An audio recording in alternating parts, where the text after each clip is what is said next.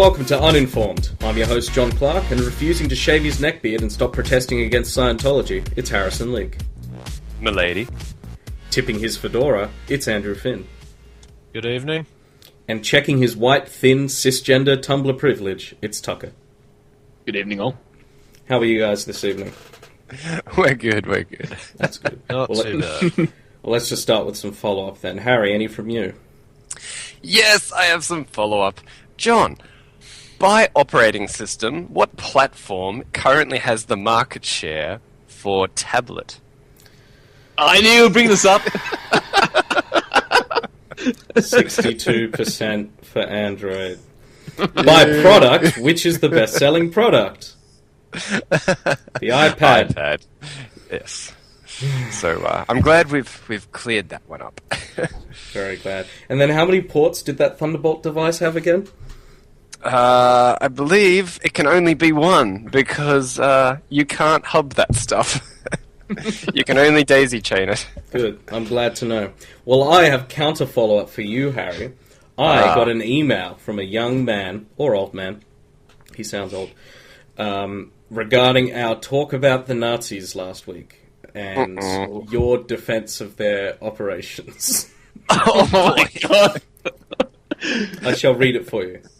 Oh, Dear Uninformed, as a second-generation German, I was quite offended by your discussion on Germany's role in World War II, and particularly the Nazis. Please tone it down in future episodes. Thanks, Jeff Oppenheimer. That was remarkably reserved. Yeah. From the internet, I was expecting like 6 hours of hate. Yeah, well, he's German, so, you know, it's quite reserved. Well, hold on. I was trying to tone it down a bit. Don't even dig the hole you're about to dig. Just what I meant to say was that the He's always Germans... staying in the grave. Let him finish it. What I meant to say was that Hitler was justified in all of his things. Wow, wait for us to go instantly against what that letter was requesting. Can we just apologize and move on before we annoy more people? Our apologies. But then again, who makes Wolfenstein? Is it id? Machine Games, id, and then published by Bethesda. So, America, fuck yeah. All the So, way, I suppose. they should probably apologize just for that game series while they're at it. Yeah. So, I am actually totally joking. There was no email. I just wanted to make you feel bad. This is actually very unsurprising. As soon as you said we had a letter, I hurriedly tried to delete some of my follow-up that I had on the show notes, which was when we discussed, what was it, tanned human hide lampshade skins. Yeah, it's like, I read that email and you immediately go into that. Well, I googled them, like, hey, those are some pretty classy-looking lampshades. What was the last name of the fictional? Well, complaint? I made him have such an obviously fake last name. Well, not fake, but historical last name. Yeah, I Oppenheimer. Oppenheimer. So I assumed you guys would get that it was fake. Jeff Oppenheimer. Nah, only if the letter was, like, outrageous or really angry or something. Yeah, it's like, the reserved nature. Dear Uninformed, I am become Death Destroyer of Worlds. Jeff That's the thing. Oppenheimer left Germany. He fled Germany. That's how the Americans wound up with the nuke. Well, that's why I said second-generation German, but I guess he'd be third or fourth by now, wouldn't he, if he was still alive? Yeah, it's been 70-odd years. Something like Anyway, moving on. Anyway, no feedback. You can continue being anti-Semite if you like, Harry. All right. So tell me about human skin lampshades. That's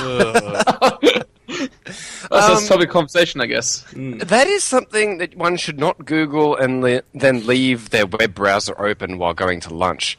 I did that. I think you have some experience in this area. Thankfully, the only other person in the same room was Andrew, and he was too busy, doing something on his computer, so... Yes, the funny thing called work. Facebook.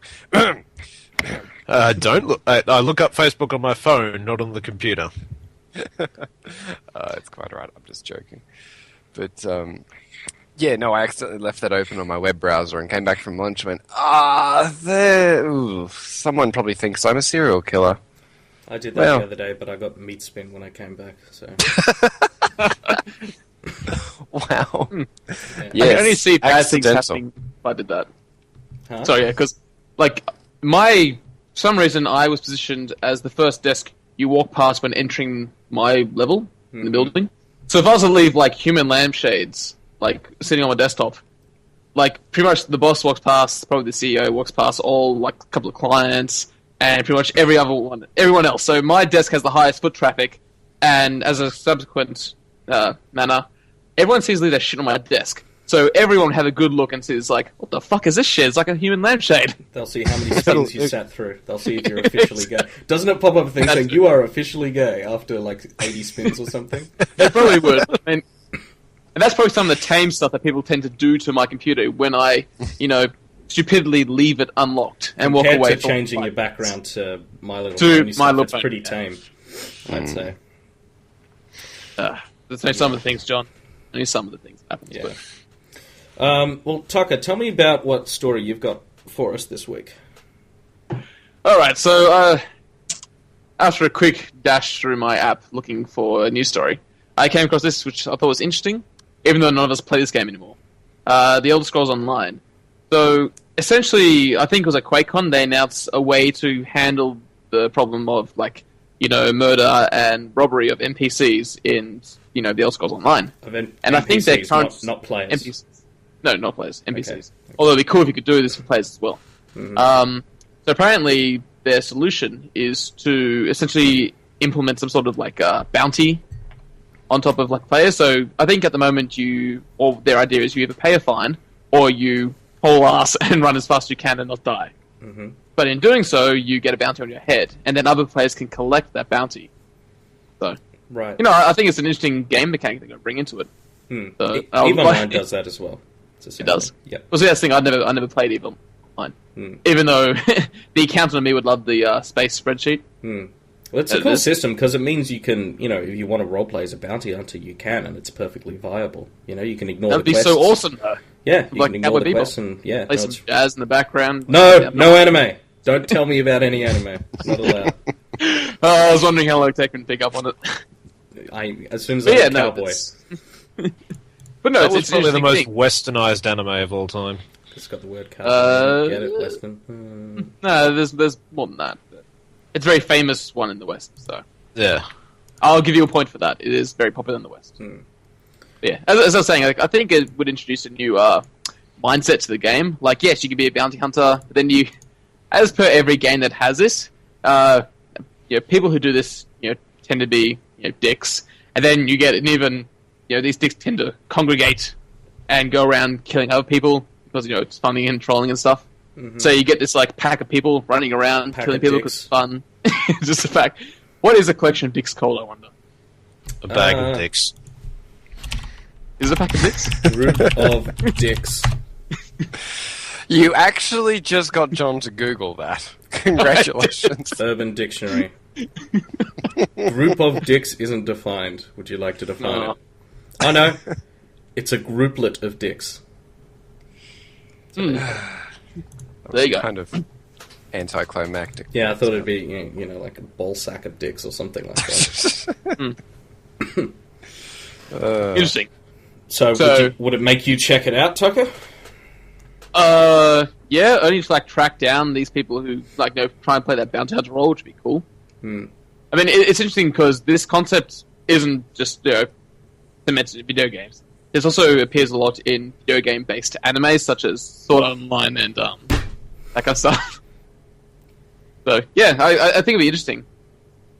But I did want to see your opinion on, this kind of gameplay in games, and will we see this, pop up in other, MMOs such as WoW or WildStar or Lineage 1? Yeah.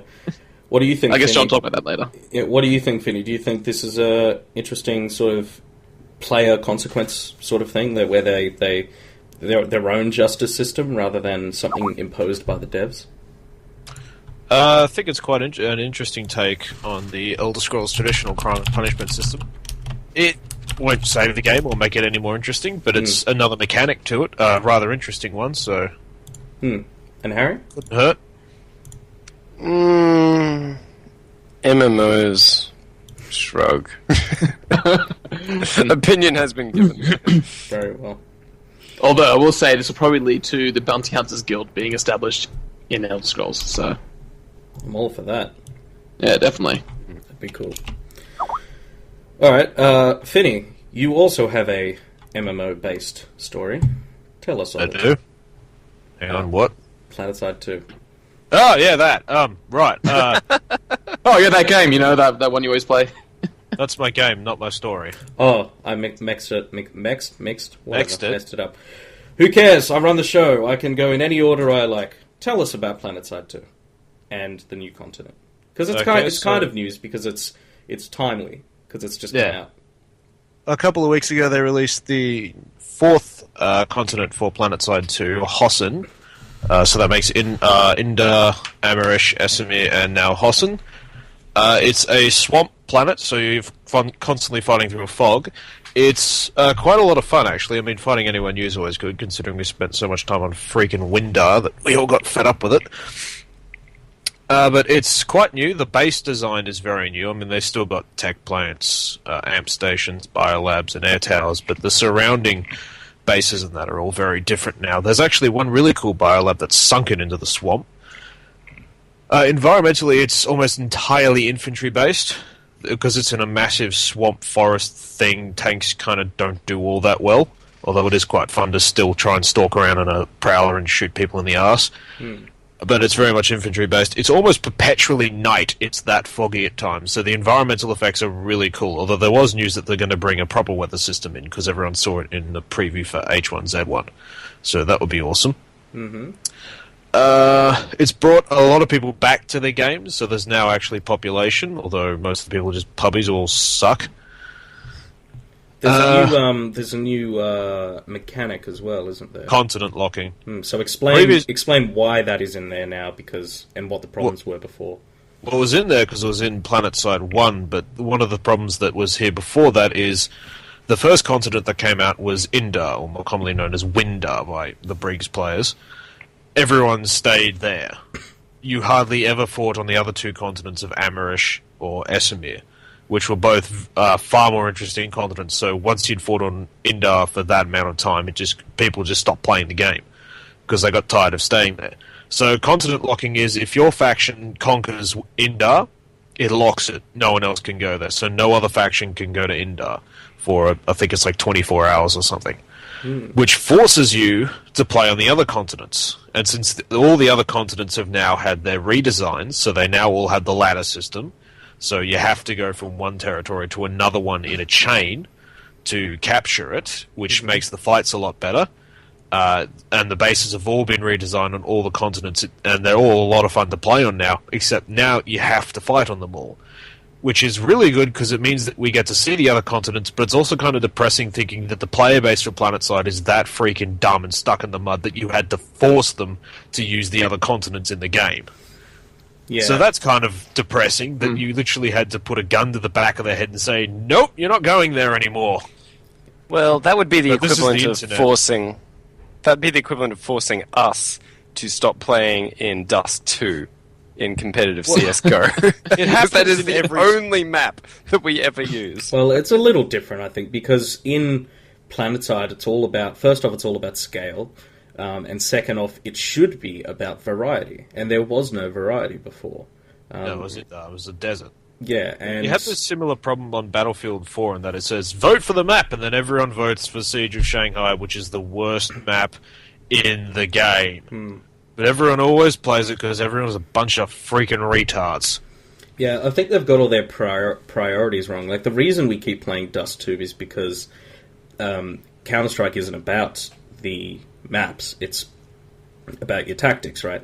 And your individual skill. Battlefield and Planetside are about not individual skill. It's about spectacle and how you feel when you do cool things and see cool things happening, jets flying overhead and all that sort of stuff. Or seeing 20 tanks in a column or winding down a valley, that sort of stuff. And if you don't have variety, then the same spectacle gets boring over and over and over again. So I think this is a really good move by them. It makes me want to try it again. So it's worth it. It's a lot of fun. Planetside 2 still... Because I play so many games, but I don't really delve into one particularly deeply. Planetside 2 is still my most played game on Steam, and I haven't played it in like 6 months. to a year, something like that. It's quite a lot of hours. Counter-Strike's getting up there, though, in the past few weeks. Oh, yes. Lots of that. So, Finny, what's your story for this week? Robot hands. All right, moving on. Harry, what's your story for this? Anything but robot. Explain robot hands. Hang on, I'll get the article. Basically, they've made they're basically like pincers that you attach to your wrist. Mm-hmm. They're autonomous, and the idea is that these two pincers that hang off your wrist is quite a bulky contraption. They grab onto whatever it is you might be holding at the time, so that your hand is free to operate whatever it is that is holding. Right. So, I don't know, in the second Spider-Man movie, the good one, not the shit ones that they're making now, the Dr. Octopus or whatever his name was, the Machendrites that he had growing out of his back, sort of like the very beginnings of that, I suppose, in that they're actually attached to you, because essentially they're two extra fingers that are used to grasp, leaving their hand free to do other tasks. So it's just like, suppose if you're trying to do soldering or something, it'd be handy, although you could just put it on a desk, but you know. It could it's be a very handy. Oh, terrible. I'll see myself out. Yes, please. Please do. And My thing about this is, it's kind of cool. Is there a point to it? Is this engineering for the sake of engineering, or is there an actual widespread use for it? Well, prosthetics, I suppose, for people without hands. Well, they've developed a bionic hand that attaches to nerve endings that works, so this is completely superfluous in opposition to that. That's true. I mean, I suppose if you're going to have a wank and your other hand's occupied, this thing could hold on to the phone. We didn't even last 45 seconds on this before we got to that. I was trying to avoid saying anything about the sexual abilities of the robot hand. Does the website say anything about the sexual abilities of the robot hand? No, it doesn't. And it was built by the Massachusetts Institute of Technology, so surprisingly it wasn't built by the Japanese, who were normally responsible for such things, so... I don't know if this is really that useful, to be honest. It'd have, in certain circumstances, I'm sure it would be extraordinarily useful, but we do have things like tables and vices and stuff like that already does the job. But, Are they robot vices and robot tables, though? Oh, I'm sure by now they've developed some sort of method. It's interesting technology, like the actual technology that goes into it is really interesting. I will give them that. But in terms of usefulness... Well, the thing is, maybe if someone out there desperately believes in the Adeptus Mechanicus, they'd probably be in love with the idea, because they all want Machendrites. The thing is that the engineering for the sake of engineering and science for the sake of science, most of the time, like a lot of the time, that's how these great breakthroughs have happened. Just people stumbling across stuff while fucking around. Penicillin and radiology and all that sort of stuff all just happened. The radiology led to a couple of deaths. Well, yeah, but think of how many people it saved through X-rays. And stuff. Oh, yeah, definitely. So engineering for the sake of engineering could be in the same vein. No, I'm not saying don't do it, but... Well, I'm not saying don't do it at all, but my question here is, like, is this useful? Can we see a practical use for it beyond, like, a highly specialized task which would require a second set of hands bolted directly onto your hand? Yeah, that's true.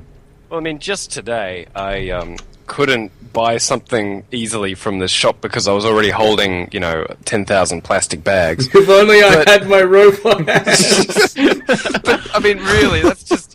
My dignity is just a little bit too far up there for me to actually bring robot hands to the shops with me, because I can't be asked to hold all my plastic bags. But you'll speak to your fucking watch like a Dick Tracy or something. Of course you'll stand at the cash register and go, 1 second. Let's check it. Okay, Google. What's my change supposed to be? What's this hot cashier's name? I have her social security number, Harrison. Thank you, Google. I love Google. Dear. This is the world coming to. Speaking of, your news story, John. What is the world coming to? Yes. Not quite sure how that relates to robot hands, but... No, your news story, John. Not it. Well, I was going to combine one with yours, but you mean the other one? Yes. No, I mean, what is the world coming to if poor Microsoft isn't doing well? Yes. So, a couple of aspects to this story. I'll talk about the main one first. Microsoft has announced massive layoffs between Microsoft itself and Nokia, now that they own Nokia. It's something in the range of 18,000 jobs Microsoft is getting rid of. Makes sense. They definitely needed to do it.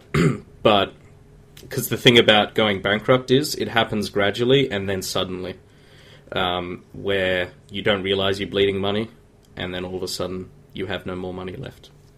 Yeah, it's sad because I even made jokes about this just a few weeks ago when I read out that phony letter to you regarding the Xbox Connect from Microsoft's soon-to-be-laid-off Xbox division.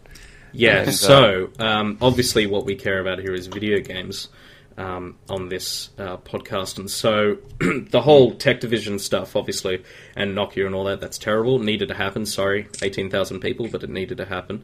But what it's affected in our realm of interest is that Microsoft's shut down its pretty newly opened Xbox Entertainment Studio. Isn't that right? Yes. Well, to be honest, I'm actually more caring about the tech department than the games department because the best thing that has happened to the Xbox One so far is the removal of that stupid Kinect and Microsoft's quote-unquote vision for the gaming future. The Xbox One is now the Xbox, 3, or the Xbox 360 Mark II, which is what it was supposed to be in Square One, really. That will guarantee a proper shelf life for this thing and will guarantee a lot of games for it to come. Because, I mean, the Xbox 360 did really well. The average household has one by now. And hopefully the same will happen. Other than the Wii. Yeah, exactly. So hopefully, Microsoft will get something back there. So they don't need to be that fancy. I don't think these layoffs mean the death of the Xbox One. It's nothing like that. They've even said, Phil Spencer even said and came out that these layoffs are not affecting the Xbox division at all. The only one it affected was the entertainment studios, which was a TV studio to make the Halo TV series and stuff, which they're still making and still doing, just under a different thing. And this Xbox without the Kinect thing happened before these layoffs anyway. Yeah. Look, I'm hardly surprised because, I mean, the original concept for the Xbox was the worst thing ever. And I think it was the best thing ever, and I'm really sad that they backpedaled, but that's just my opinion. Oh, I'm so glad they did. And the original concept for, the original Windows 8 was something that I'd rather lop my hands off than ever use again. Classic Shell fixes it, but that's a third-party app, so there. Right. Well, the thing is, the whole reason that they are in this situation now is because here's the sad thing, right, is they knew mobile was going to be big, but they just didn't do it right. And now that mobile is way bigger than desktop usage, they don't know what to do. You know, that's their bread and butter, and all of a sudden, no more bread and butter. So, no, I think that's where they're fooling themselves. No more bread and butter.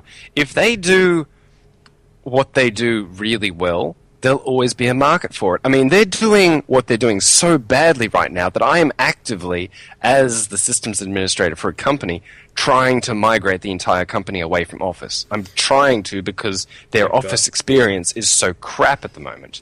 I beg to differ, though. I really think that they didn't... See, the thing is, there's always a market for trucks as well. When cars first came out, it was all about transporting goods and trucks and all that sort of thing until cars started to become something that everybody has. Mobile devices are cars and desktop PCs are trucks. There's still always a market for it, for sure, but do you want to stay or, double down on a market that's shrinking? Why do that? Well, it's that or go bust, clearly. It's that or do mobile right. No, but they don't. Doing mobile right, they attempted and didn't succeed, so... They didn't succeed. Here's the problem, right, though, is that Windows Phone is really good. That's the problem. But it needs to be better than Android and iOS, and cheaper. You know what I mean? Like, it needs to be all... It's done the necessary stuff, but it hasn't done the sufficient stuff. It needs to be way better than all the rest of the products out in the market to even get a foothold. Yeah, it's sad that a product that would have blown Nokia right out of the water had it only been 7 years ago or something. But they were stuck with their these crappy days, Windows CE or whatever it was called. yeah, but it just won't cut it these days. Yeah. So I'm thinking the future for Microsoft, hopefully for them and for me, is that they see no other option but to bed down in what they've done previously and get it right.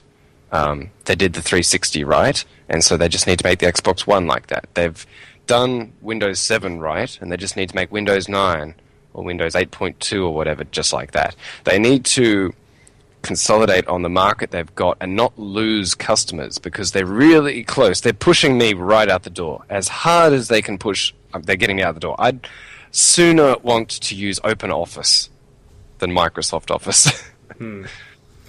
Well, I disagree, but that's fine. We're allowed to disagree, Harry. We're good friends. Now that You're actually plotting leads... my murder right Someone now. can have a different opinion. Yeah, I really think that first off, Steve Ballmer leaving, and second off, Satya Nadella being put in was a good first step. They needed a shake-up, and they needed to lose these people, and they needed to lose their fat, because they're the underdog now. They're not the 600-pound elephant or gorilla, 600-pound gorilla, 300-pound elephant. I forget what the saying is. They're not the big guy anymore. Both Apple and Google are way bigger than Microsoft. Apple can buy Microsoft 60 times over with just its profits from the iPhone. So Microsoft is the underdog now, and they need to take that tack. They need to be more humble. They need to focus on product, and they need to think about talking in less bullshit terms to the public. What I mean by that is, this isn't even to the public. This is a company-wide memo, okay, when he announced all these layoffs. I've taken a couple of sentences. You tell me what any of it actually means, first off. It's so businessy speaky. It's quite hilarious. Okay, he says, of that total, our work towards synergies and strategic alignment on Nokia devices and services is expected to account for about 12,500 jobs, comprising both professional and factory workers. Our workforce reductions are mainly driven by two outcomes: work simplification, as well as Nokia devices and services integration, synergies, and strategic alignment. We will realize the synergies to which we committed when we announced the acquisition last September. Seems like a lot of synergies. This sort of style of communication reads like a foreign language to me a little bit. Business John, bullshit studies. bingo. Yeah, pretty much. You understand, like, management studies have shown that the word synergy helps improve the message being conveyed correctly. Yeah. So, I actually sent an internal memo to my company saying, I'm pulling my weight as director. The word synergy is banned in this company. Well, We are not that allowed to means use we're it. going to have to use it constantly. Thank God. It's nonsense. It kind of reminds me of when Google I/O came out. They talked about their material design, all that stuff. Do you remember that? Ah, yes, material design. They had a hilarious, like, everyone was tweeting it because it was so funny. It was like, okay, see if you can tell me what this means. This is the first sentence of their material design doc, what they want Android to look like. A material metaphor is the unifying theory of a rationalized space in a system of motion. The material is grounded in tactile reality, inspired by the study of paper and ink, yet technologically advanced and open to imagination and magic. The fundamentals of light, surface, and movement are key to conveying how objects move, interact, and exist in space in relation to each other. Realistic lighting shows seams, divides space, and indicates moving parts. Anyone know what any of that means? Yes, it means they've introduced lighting and shadowing effect with an emphasis on layers. That's it. That's it, layers. Yeah, so one sentence as opposed to, it's an 86-page PDF. And it's not an 86-page PDF filled with like technical details of how to achieve this sort of stuff, it's 86 pages of sentences like that. That is just unfortunate. It's really funny. I'm probably going to end up hating it.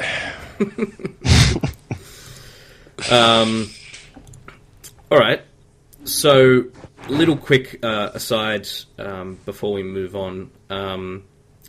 The Xbox thing, Harry, more than doubled, you say, since the introduction of the cheaper Kinect. Yes, that's right. Xbox One sales more than doubled when they dropped the Kinect, which is a better than best case scenario, really, considering the change they had to make. It wasn't enough to outsell the PS4, which is still very sad. It indicates that we were trailing behind majorly. Well, it's not that far now. It's like 9.5 million to 7.9 or something like that. So it's not super bad. Yeah.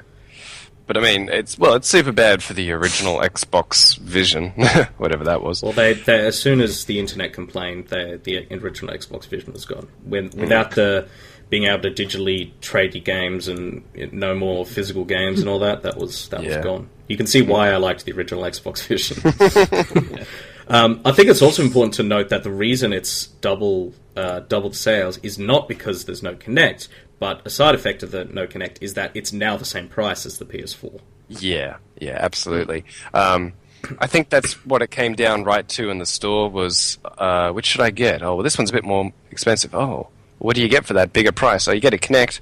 Oh, I don't care about motion trackers. I'll just get the PS4. Yeah. It's really a very simplistic buyer's choice. Are you more a bit more looking to get one now, Tucker or Finney? Nope. Look, even though they're actually getting quite cheap nowadays, the main problem I've found is that there's no compelling games that I want to have. So still about the games, yeah. It is. I think they acknowledged that.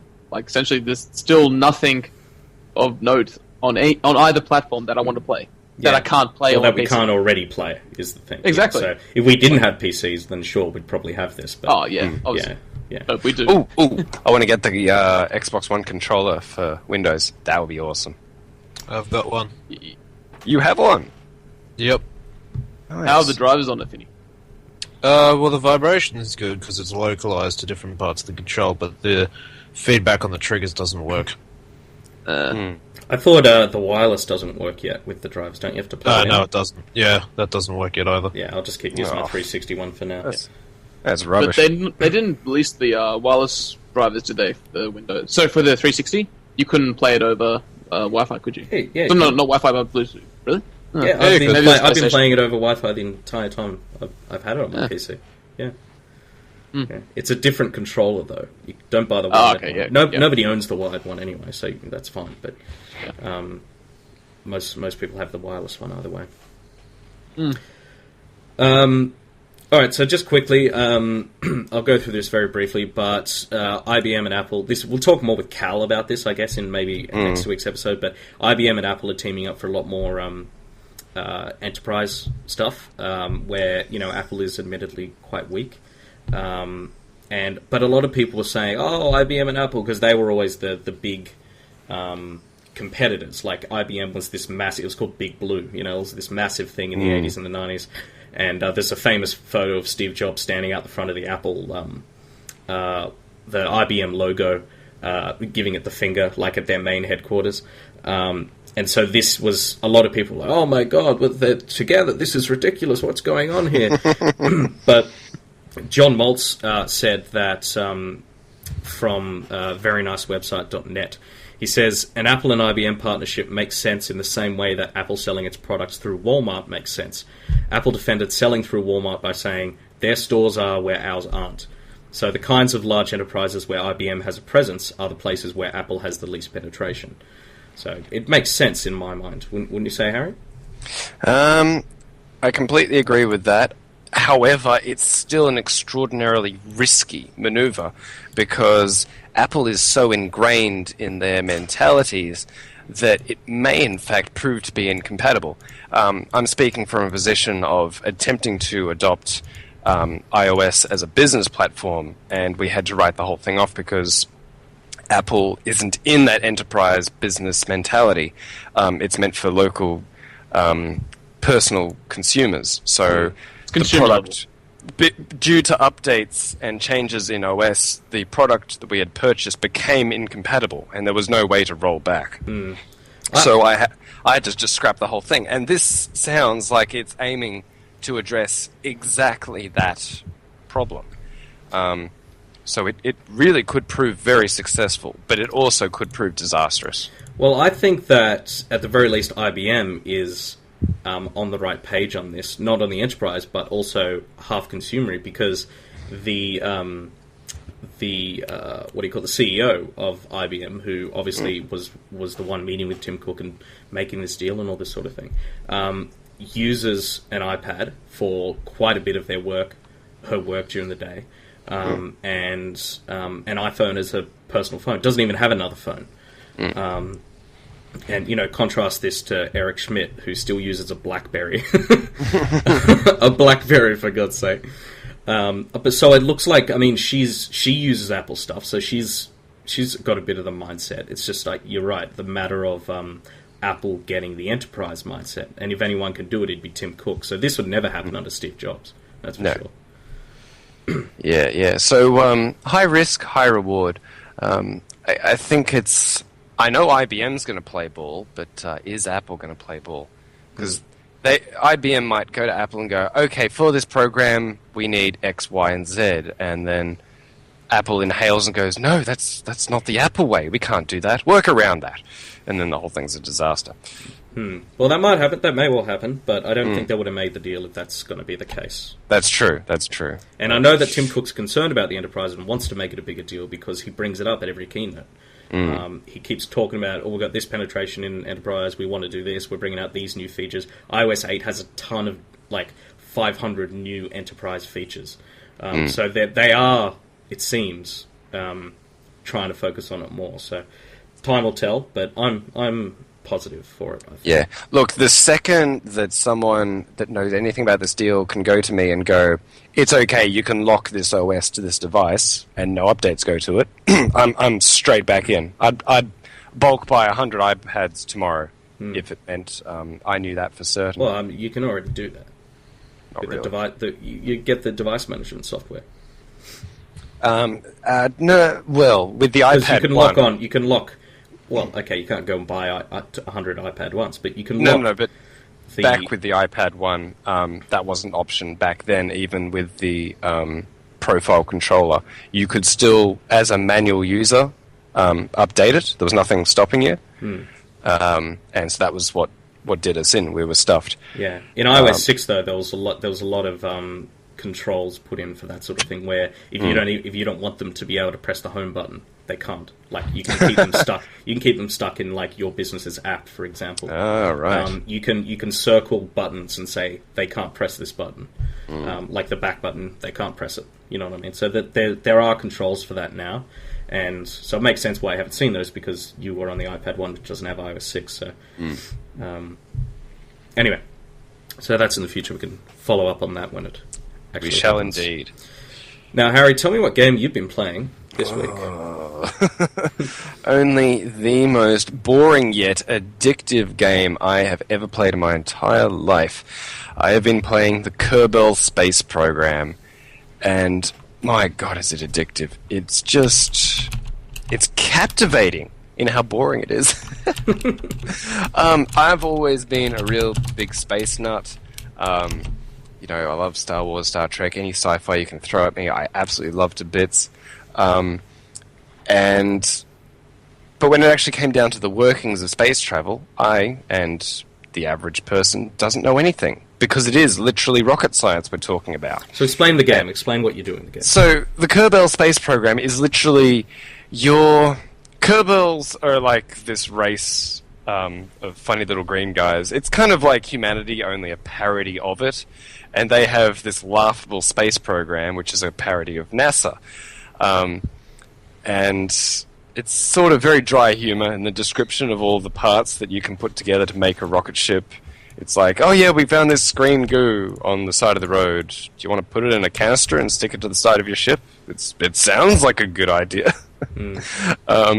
But the game works on a very realistic physics engine with atmosphere and deceleration, acceleration, and all of that. And you very quickly pick up, literally, rocket science and how to navigate a spaceship in a realistic, gravitationally controlled environment. And it was amazing. Only like a week into playing this game, I started having nightmares about retro burn vectors going off and my poor Kerbal getting stuck in geosynchronous orbit. And you like wake up screaming, "Apostasis! Apostasis! I'm almost there!"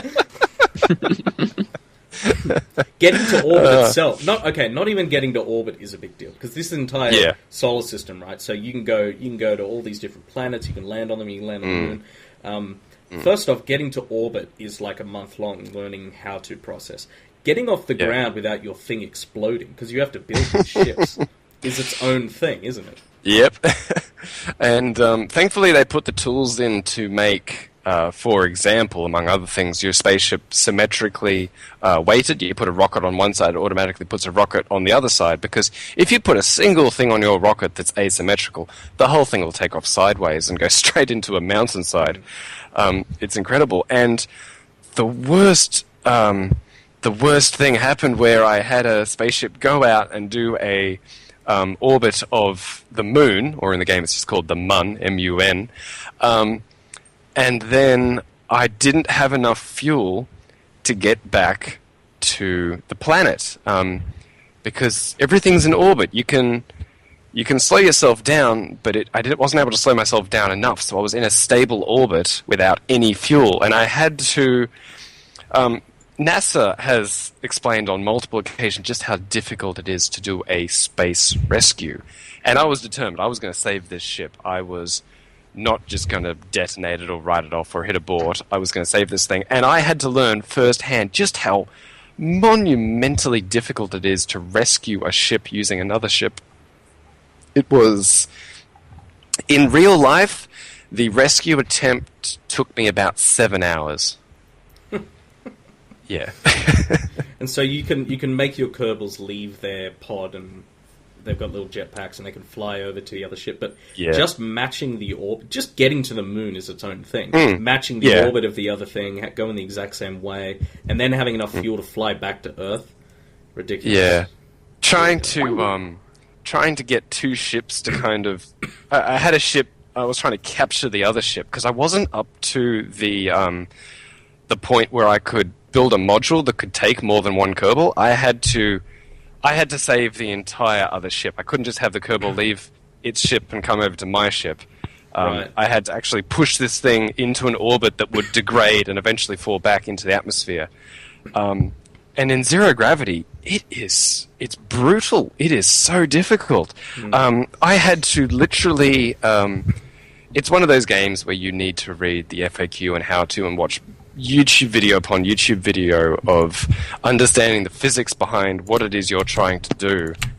And you have to learn things like, for example, if you want to get back to your planet, you do not just point your rocket ship in the direction of the planet and burn your engines.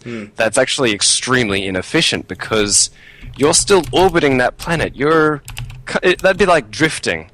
What you need to do is actually point your ship in the exact opposite direction to where it's going relative to the planet, and do what's called a retrograde burn, which is essentially just slowing yourself down in space so that gravity can do the rest, because gravity controls everything. Right. And so I got my brain hurt after playing this game for at least, after the first week. I feel like I've had a rocket science NASA engineering course crammed into my head faster than one of those cram schools. And it's all my doing, because the game is that addictive. It's quite awe-inspiring, actually, to see planets approach as from a speck to this huge thing that's almost incomparably large compared to your ship. And the satisfaction of knowing that you haven't just pointed your ship at it and like pointed your ship at the moon and gone, you've done the science, you've done the math, you've worked out the moon's going to be here, so I have to aim there. Like, you have to aim where the puck is going to be, not where the puck is, you know? Yeah. And it's not actually that long because you can warp time, you know, you can just hit fast forward. I think that's what makes this game really interesting. You have to do all the parts of what would be essentially a real space launch, but you don't have to wait 6 months to do it. You can do it over just half an hour because you can fast forward time. But you have to slow it down at the important bits where you have to make a maneuver or a change or get into rotate or something. And it's so satisfying. It's so satisfying. Yeah. So, TLDR, rocket science is hard. Yeah, sorry. Went on a bit of a tangent there. It's good though. It's a good game, and it's I mean, you know, it's been in beta and alpha for 3 or 4 years at this point, but you can buy it on Steam. How much is it on Steam? Do you know? Oh, I got it on the Steam sales, so I don't know how much the full price is now.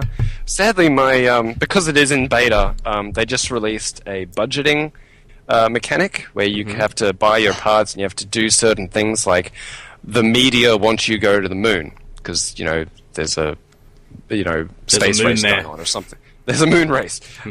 And so if you get to the moon, you get money, and that can afford you money to go to the next thing. Unfortunately, I'd already gotten halfway through the game before this mechanic was even enabled, and that broke my save game because I was halfway to the moon and all of a sudden I didn't have any money and I needed money. That's right, because you get your money back when you land correctly or something, don't you? Yes, exactly. Yeah. It's actually 40% off on Steam right now, guys. You got another 29 hours to go get it. $16. Yeah. So. You guys should get it. You'll learn a lot. It's actually... Already have it. Nice. Thanks, Finny. Well, already have it. Well, you said get it. I told you I've already got it. I was speaking to the listeners, but that's all right. Tucker, do you have it? No, I don't have it yet. Definitely get it. You'd like it. It's great. It's so good. Science is fun. Science, electrolytes, science. So yes, that's what I've been playing. It's really cool. Really cool. Tucker, have you been playing anything different this week? Or are you all about Dota 2 because of the international? Oh, I'm so wanting to be all over that, but I'm so busy that I can't watch every single matchup in the international so far.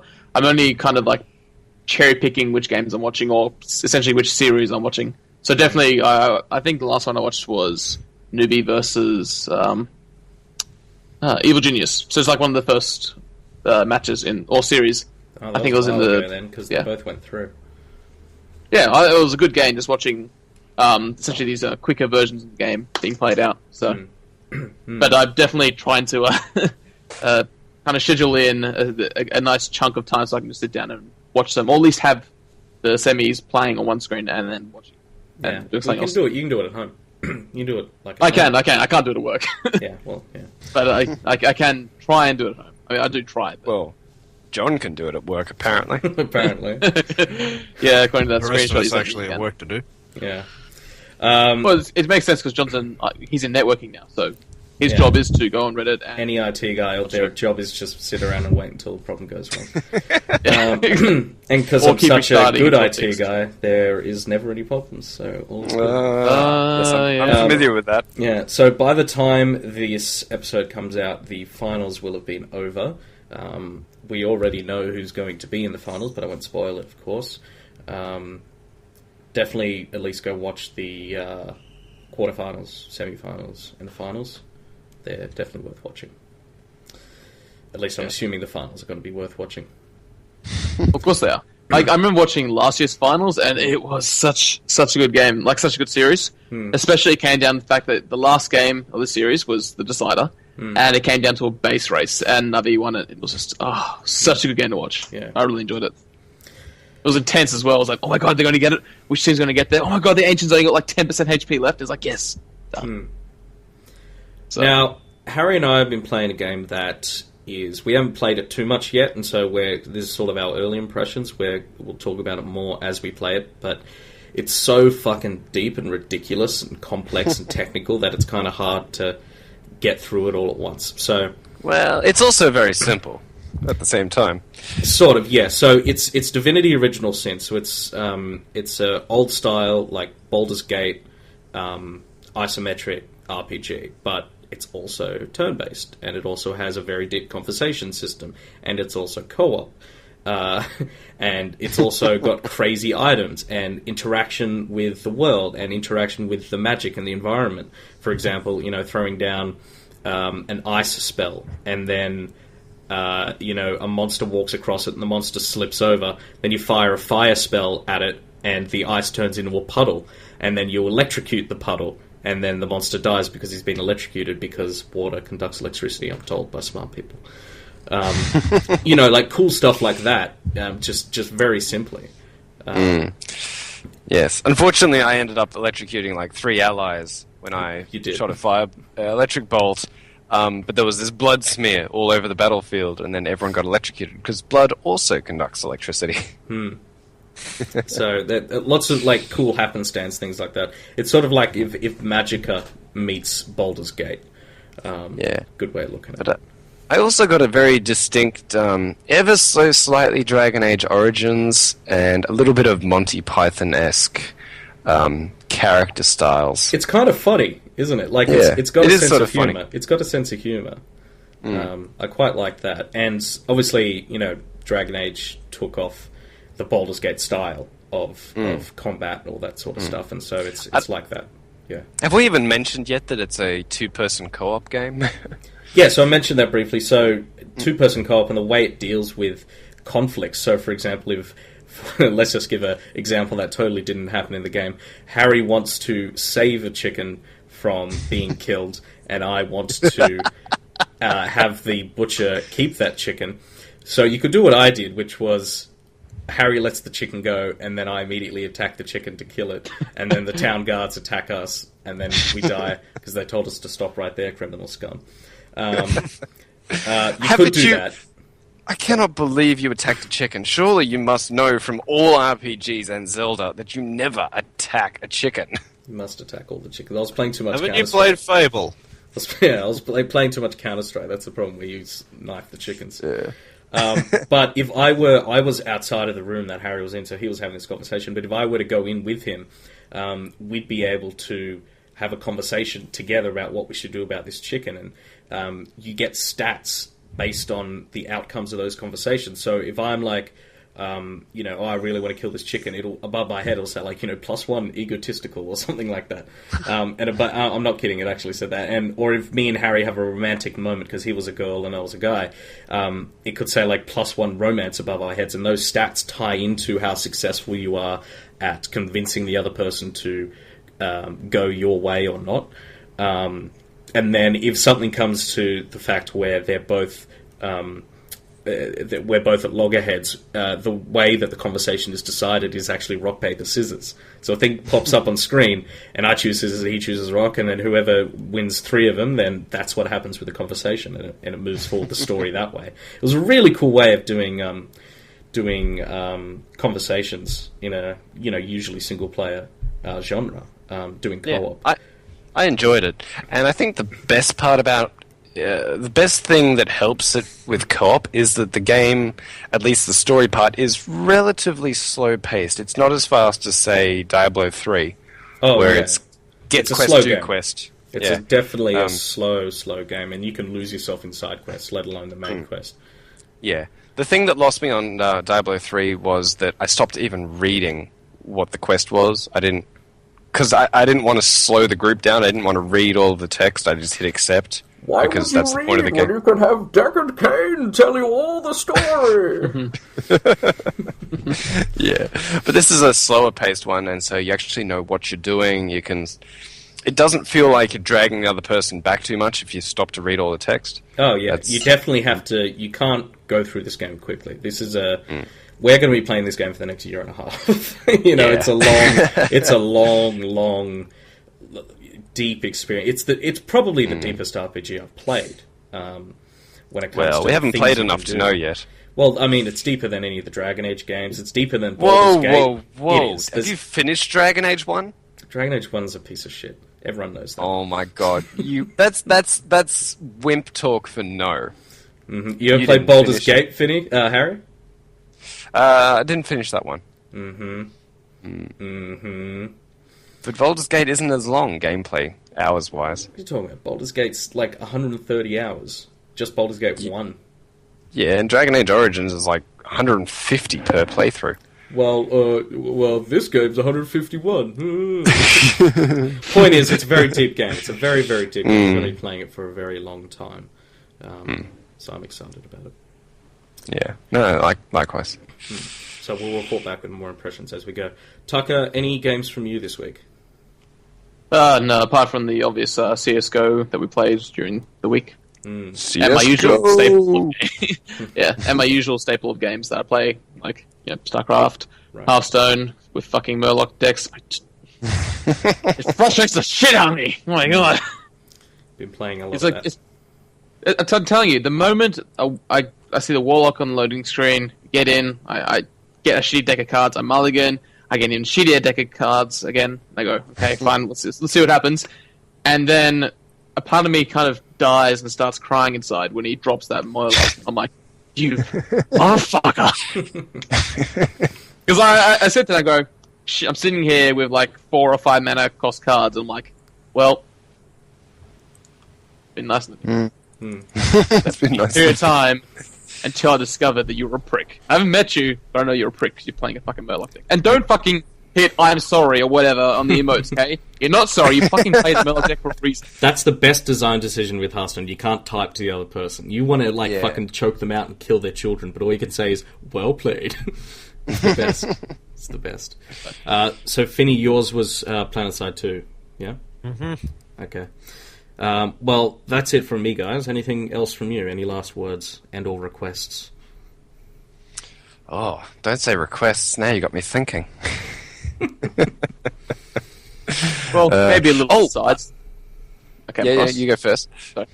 Yeah, so we all know that Netflix is coming to Australia. Mm-hmm. But have you heard of Channel 9's competition to this? So they're planning on releasing their their product to the market, which is their streaming service, and it'll be which shit. I came across. Yeah, but apparently, like I discovered this whilst looking at an article that was talking about the fact that they did a survey, and they found that 50% of people who pirate content in Australia are more than willing to pay a reasonable price for it. I was like, yes, we've been telling you that for fucking years, and now you're finally getting it. Yeah. Yes, so essentially, Channel 9, if you're listening, we will pay you a reasonable amount of money for good content like everyone else in the world. Yeah, so we can watch all that fantastic Channel 9 programming like... Yeah. Well, no, it's not supposed to be shit. Like, they're saying it's supposed to be, in competition with Netflix. So I'm assuming would have an equal... or probably approaching... Actually, no, you can't even approach Netflix catalog, but... No. Would have reasonable TV selections and movies. So. Well, QuickFlix already exists, and that's terrible. They've been around for years. Yeah, QuickFlix is shit, man. Although they did change their pricing model to try and kind of match Netflix. Like, not really $7 a month is nothing. What's the difference? I know, but the fact that QuickFlix has like sweet fuck all in the catalog, and they're charging. I think it was last time I checked, it was like almost $20 a month. That's or something. ridiculous. So, yeah, I'm like you want to charge twice as much as Netflix, and you have not even a 15th of their catalog. So why? Yeah. So we'll see how that turns out. Yeah. Harry, you were going to say something. I've completely forgotten. Oh yes. The mighty and infamous 4chan has requested that we play a Quake 3 arena match. All right. I'm going to buy Quake 3 arena. No. We should probably do that. Not give in to the demands of the internet, especially not that shithole that is the worst that mankind has done. Whoa! Quake 3 isn't that bad. It's not a shithole.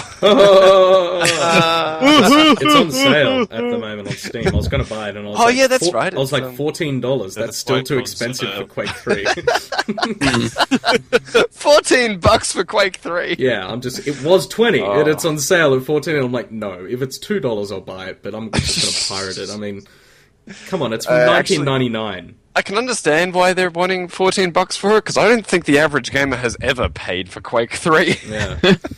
Oh, hey, speaking of things from 1999, did you hear about the Last of Us thing? So The Last of Us is coming out on the new gen console on PS4. Oh, right. And there's going to be an option to lock it to 30 frames a second. And yeah, why would you do that? Yeah.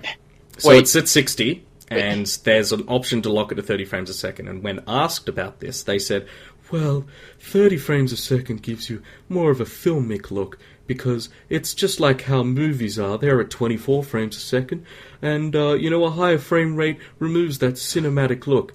Bull fucking shit. It just means that their 60 frames a second version is going to be shit. It's going to be crap looking. Yeah, that's what I'm feeling. 30. That's terrible. So it shows you, even at the beginning of the life cycle, PS4 is already dead on arrival. Lol, lol, lol, lol, lol. No, bad John. Yeah. I thought that Naughty Dog said they had it pretty solid at 60 frames a second. Oh no, it'll be solid, but they'd have to turn the graphics down.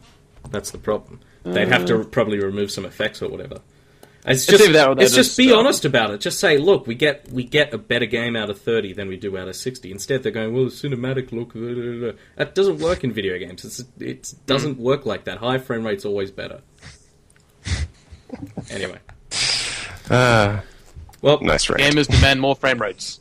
Yeah, more damn frame rates. Well, that's it from us this week, guys. Thank you, Andrew, Tucker, and Harry, for joining me. And thank all of you for joining us for Uninformed. Please subscribe to us on iTunes. Watch all our new content. There's more and more every week on YouTube. Tweet us at Uninformed News. Or send your Nazi hate mail to harry@gmail.com. Just kidding. Uninformedpodcast@gmail.com. I'm John Clark. I'm Harrison Lee. I'm Andrew Finn. And I'm Matt Tucker. And you've become Uninformed.